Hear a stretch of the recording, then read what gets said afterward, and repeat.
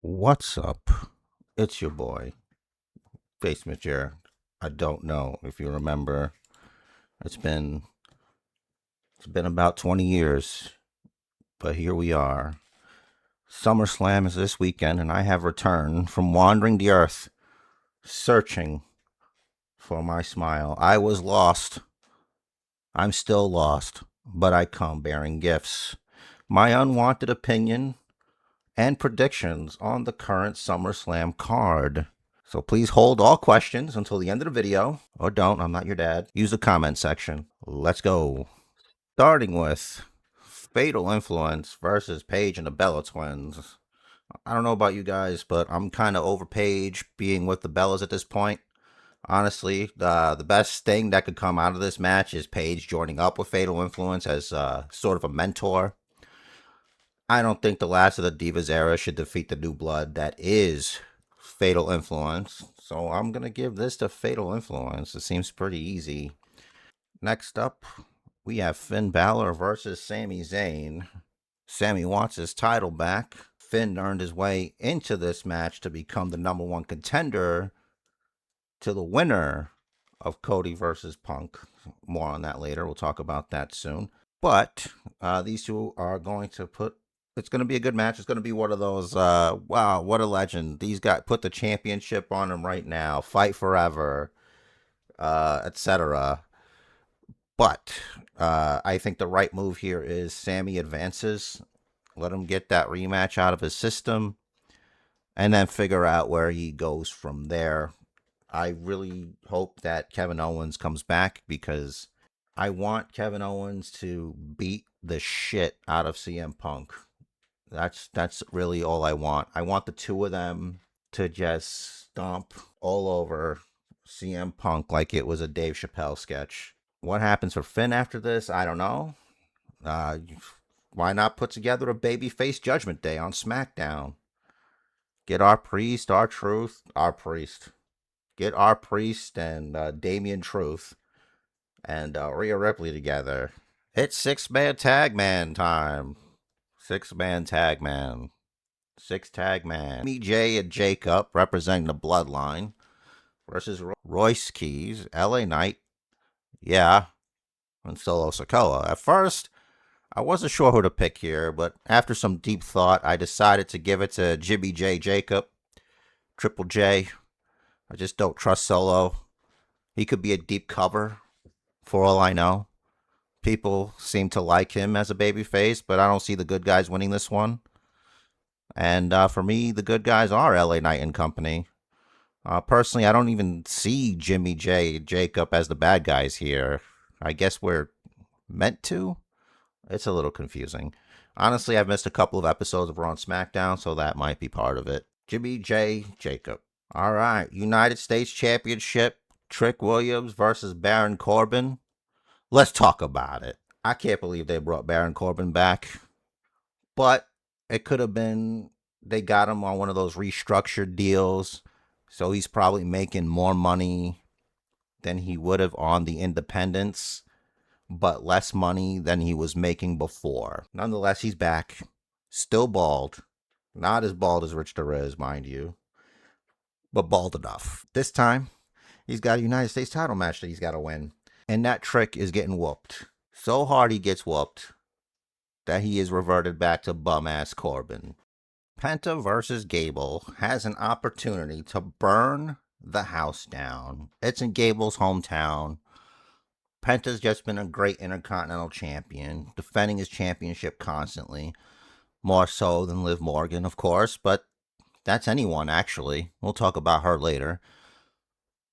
But this is where you complete Gable's arc. The whole reason he went in, his own words, to learn the dark arts of Lucha Libre, by becoming the OG Grande Americano, was to defeat Penta and finally become the Intercontinental Champion. This is one of the better stories being played out at SummerSlam.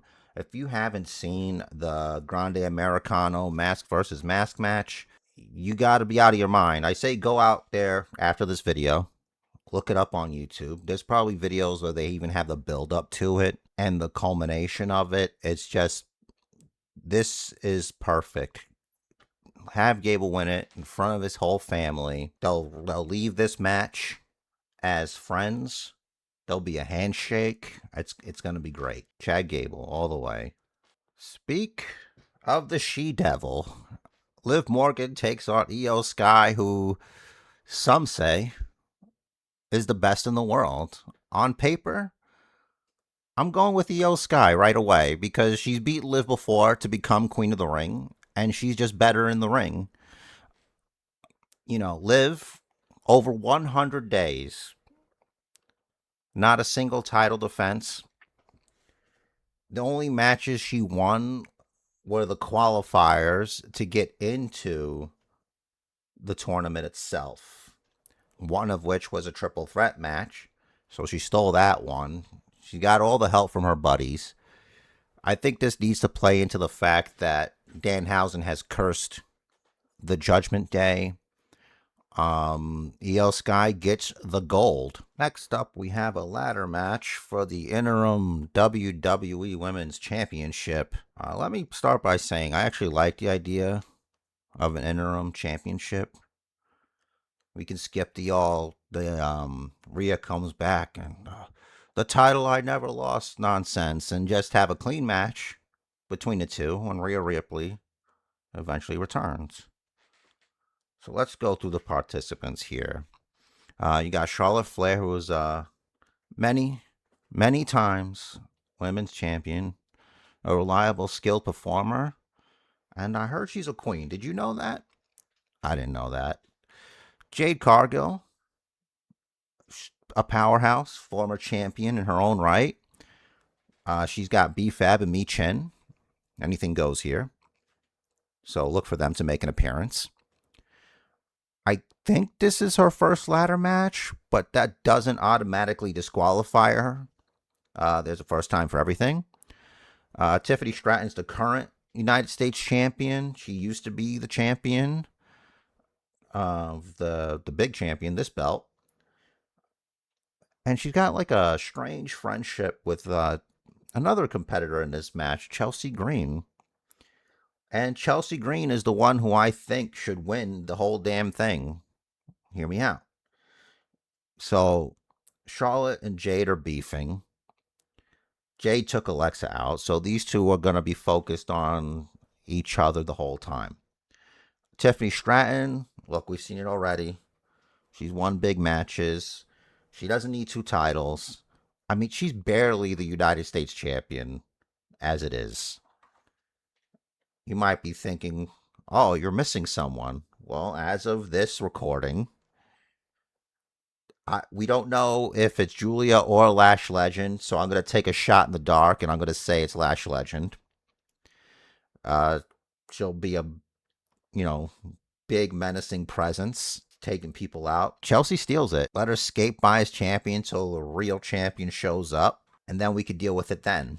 Or maybe even find Chelsea some friends for protection. Go Chelsea. I missed one-on-one ladder matches. All these big shows, it's always like a multiple person ladder match most of the times. You can have a good ladder match with just 2 people. HBK versus Razor Ramon, WrestleMania 10, right off the top of my head. Who knows? Maybe they'll do Rhea Ripley versus Chelsea in a ladder match like that. Full disclosure, I'm currently trying to be uncursed by Danhausen, so I have a bias here. That being said, Dominik Mysterio is a downright low down, dirty, filthy McNasty. Filthy McNasty! And he deserves to lose. So I'm going to say in this money's on a pole match, which, all right, guys, it goes to Danhausen. There's going to be mini Hausens.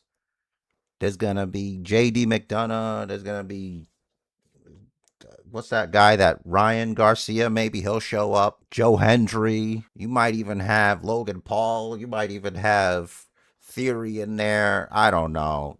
That segment on Monday was terrible, by the way. I hated it. Give it to Danhausen. I want Judgment Day to lose. I don't need Danhausen to win. I just need Judgment Day to lose. CM Punk, the self-proclaimed best in the world, current champion, versus Cody Rhodes, the golden boy, QB1, as he wants to be called. Look, this is a tough one. You know, as much as CM Punk wants to separate himself from Seth Rollins, who we'll be talking about in the main event, they both share the same hater, oddly enough, and that is me. But that's a whole new video. That's another thing. Anyway, this is a big match. Some would say, why not WrestleMania? But you know what? Summer's good for Punk. He's a seasonal guy. Do the Summer of Punk for a reason. It just caught on. Speaking of seasonal, he is seasoned. I'm saying he's old, which I could say because I'm also kind of old, but not as old. To his credit, when CM Punk is exhausted in his matches, he's not playing around. Sometimes it looks like he's headed to the emergency room right after. And I think that's where people get confused, thinking he's the best in the world. It's just that he sucks. And he's tired. Doesn't he look a little tired? Like he might need a little bit of rest? Best in the ring? I don't know about that. What does best in the world mean when he says that? Best at gaslighting people? Best at being smug? Best at pandering to the crowd with what a beautiful day to be alive in this city I currently happen to be in? It's disingenuous. I don't believe him. With Punk, I always feel like he's lying. At least with Cody, I believe him when he says that stuff. At least I believe he believes what he says when he says that stuff. I think CM Punk is a miserable person. I truly believe that. We can detect our own. Maybe it's the tea bags under his eyes, but he's just a tired liar. And Cody, you're not going to get out of this unscathed, okay? Look, buddy, you finished the story. You became undeniable. You won the title you say was taken from your father, but buddy, he won by countout. The title doesn't change hands that way unless it's stated to be false count anywhere or no countout. What I'm trying to say is this. Cody has already honored his father. That chapter is closed in the ring. His opponents need to come up with fresh ideas. I think the last thing I heard Punk say, I'm not losing to Dusty's kids, or whatever the hell he said. We've heard it before. Why is this happening? The championship. Friends will fight each other for the championship. Cody, he still wants to prove himself. He's still trying to do that when really he doesn't. He doesn't have to. He has proven himself. And you don't need to prove yourself to CM Punk. You just have to show everyone that you're better, and I hope you do that at SummerSlam. But you're not going to win. I think CM Punk wins this. I'm not saying he wins this fair. I hope Kevin Owens comes back. I hope that this match is messed with. I hope Randy Orton comes back. Do a stable. Cody Rhodes, Randy Orton, Kevin Owens. You could call it, I don't know what you could call it, but I think I heard a rumor about RK Rhodes or something like that. But if you think about it, if you look at RKO, right? You look at the word, look at the letters. There's a KO in there. Kevin Owens. Let's bring the friends back together. But that wouldn't work because Sami Zayn hates Cody, but maybe he hates CM Punk more. Sometimes writing doesn't make sense. This was just a thought. Not an argument for it or anything, but CM Punk by disqualification. Let's talk about it. Brock Lesnar versus Femi. Meat slapping meat in a Hell in a Cell match. You know, Brock Lesnar's a hunter. He's a butcher. Butchers his own meat. Cooks the meat. Hunts the meat. He's on the hunt. He wants revenge from He wants revenge from Femi from destroying him at WrestleMania.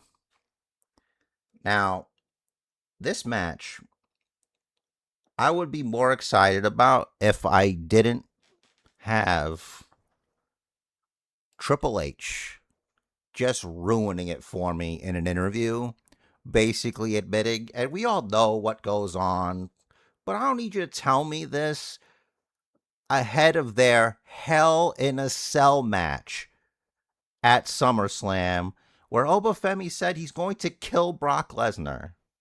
But you go on and you're like, yeah, Brock Lesnar's taking an interest in Femi. He's talking to him. He's like, he's teaching him the ways and all this. Like, shut the hell up. It's bad enough you have WWE Unreal, which, by the way, is total bullshit. Like, most of it is worked truth. You're not seeing the really real. You're seeing as much as they want you to see. And the fact that a lot of it is people kissing Triple H's ass is a testament to his ego. And it's freaking annoying. There's a reason Vince McMahon didn't want to be all up in the stuff.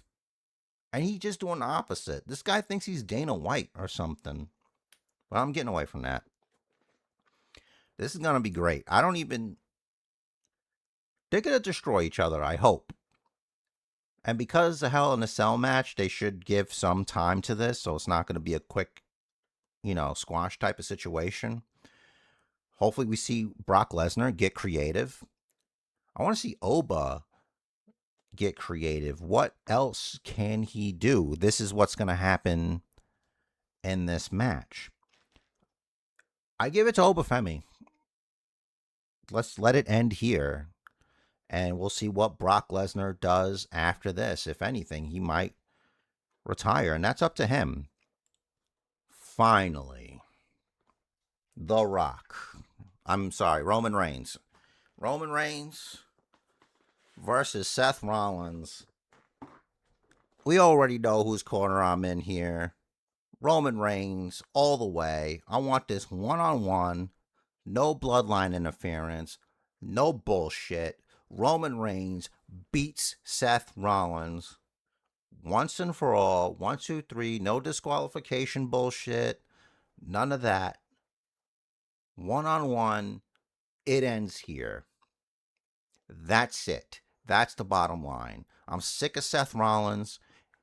This guy, he goes and says that he is the best wrestler ever. That's more annoying than Liv Morgan doing that all time bullshit. This guy is a reason why he hates CM Punk so much, because the difference between CM Punk and Seth Rollins is CM Punk, I think, sucks. I think Seth is a little bit better in the ring than CM Punk. Outside of the fact that Seth Rollins injures himself more, CM Punk has the power to make people believe he's the best when he's not. He could have his ass kicked for real and still have people believe he's the best in the world. But Seth can't do that, at least not for me. You let me know if he tricks you. I know he tricks a lot of people, but he's never going to trick me. And you say Roman, oh, he's not the best wrestler. I didn't say that. But he's the tribal chief. Or he's got that power. And I think this is it. I think we're going to see counters that we've never seen before, I hope. You know how Seth would always catch Roman Reigns when Roman tries to go for a spear, Seth will turn it into a pedigree. I hope that doesn't happen. You know, it'd be cool if he tries to do that, but instead Roman times it where he basically gives him an accidental low blow with like his giant Samoan head and use that for something. But the video packages for this been really good. They'd be even more awesome if I didn't live it. Like all those things I remember quite clearly. And it needs to end here. Let's move on from this. Maybe, I don't know, maybe change the dynamic. I'm not saying they need to be friends, but it's time for Seth Rollins to do the honors. It's time for Roman Reigns to prove that he's better and move on from this guy. That's it. Roman Reigns takes this. So, just to recap. Fatal Influence over Paige and the Bella Twins. Sami Zayn over Finn Balor. Jimmy J. Jacob over LA Knight, Royce Keys, and Solo Sikoa. Trick Williams over Baron Corbin. Gunther over Nick Aldis. Chad Gable over Penta. Io Sky over Liv Morgan. Danhausen over Dominik Mysterio. Chelsea Green to win the Interim Women's Championship ladder match. CM Punk and CM Punk versus Cody. Femi over Brock Lesnar and Roman Reigns over Seth Rollins. That's it. That's what I've got for the SummerSlam picks and predictions episode. So this being the end, I can explain the format here briefly, why it's kind of different. Schedules have been very difficult to get the two of us together to do stuff. That's what happens in life. So everything's cool. I hope you liked it. Please consider subscribing. And I hope you enjoy SummerSlam.